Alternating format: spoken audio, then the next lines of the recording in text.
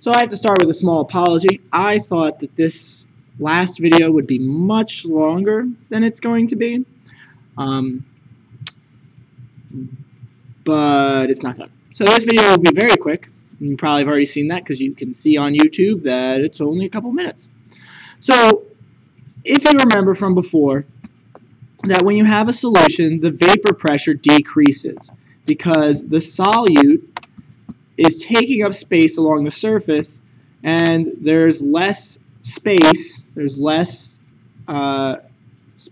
on the surface for the solvent to absorb energy to become a vapor and exert that vapor pressure.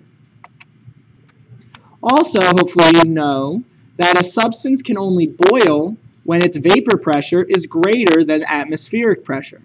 So if the vapor pressure is decreased, it's going to take more energy to cause a solution to boil.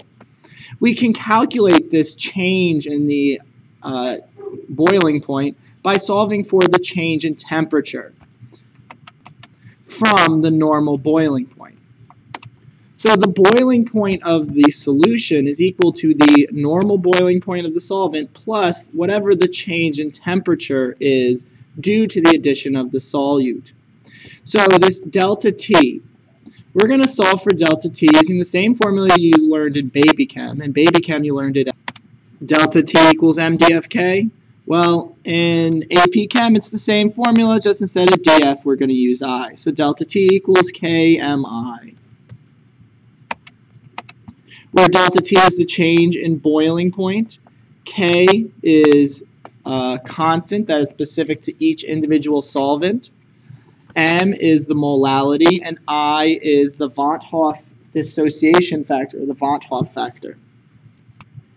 And I know that this is where chemistry can be a little confusing. We are using Kb for boiling point, but this K is a constant, not to be confused with the dissociation of a weak acid, or sorry, of a weak base like Ka, Kb. This is something different, and it will be given to you most of the time. There are some that is helpful to know off the top of your head. For example, the Kb of water would be something you would want to know because water is typically your solvent. Water's Kb is 0.51 degrees Celsius kilograms per mole. Do you have to memorize that? No, more than likely it will be given to you, but it doesn't hurt to know one extra little thing. Because the vapor pressure is lowered when you add a solute, less energy is needed for the system to achieve a temperature at which the vapor pressure of the solid equals the vapor pressure of the liquid. So the freezing point is lowered in the case of a solution. So the new freezing point can be found by, hold up, there's a typo here, subtracting delta T from the normal freezing point of the solvent. Another way of explaining why freezing point is depressed is the fact that molecules have to cluster in order to freeze. Since there is now a solute in the solution, the solute gets in the way of these clusters forming. Also, solutions do not have a sharply defined freezing point, which you will see in lab. They actually have a bit of a dip, and it's more curved than a normal freezing point is. So anyways, to determine the freezing point, or the change in freezing point, so delta T is going to equal Kmi again. But in this case, we're going to use the Kf, so for the constant for freezing, which is again specific to each individual solvent, and is going to be different than the Kb. For example, in the case of water, Kf equals 1.86 degrees Celsius kilograms per mole. The freezing point depression is always greater than the boiling point elevation. The delta T for freezing is going to always be greater than the delta T for boiling because Kf is always larger than Kb. We can use delta T equals Kmi to find the molar mass of a substance if we rearrange this formula a bit. If we break apart the value for the molality into the moles of solute per kilogram of solvent, we can even break that even further because we're looking for molar mass. Well, how do you find molar mass? You take the mass of solute and divide by the molar mass. So I could take moles here and I can break moles down into the units that comprise it.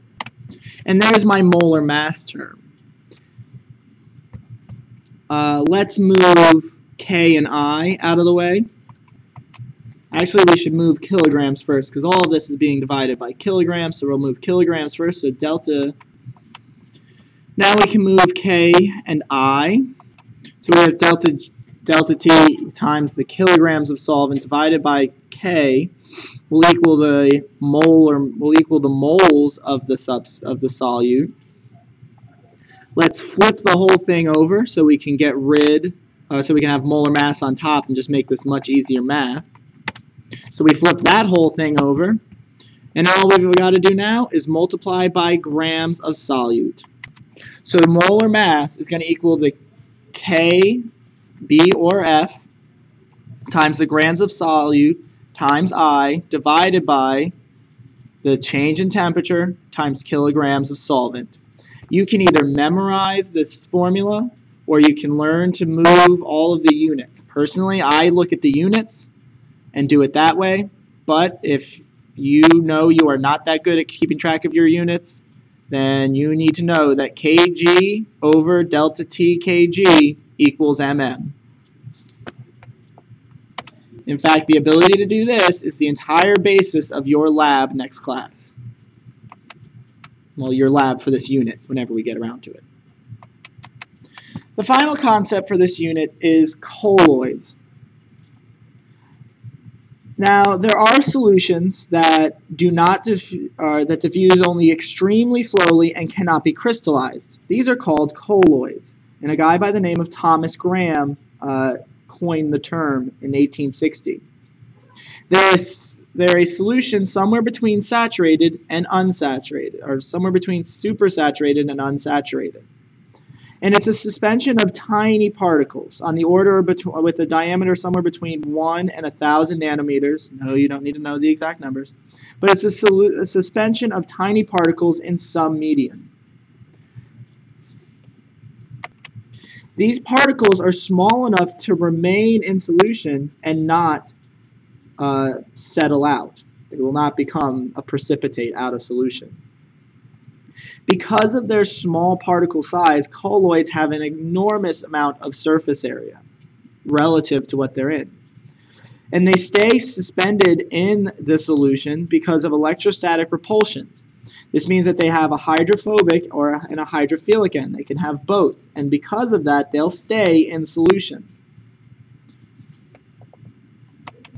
Colloids exhibit a phenomenon called the Tyndall effect.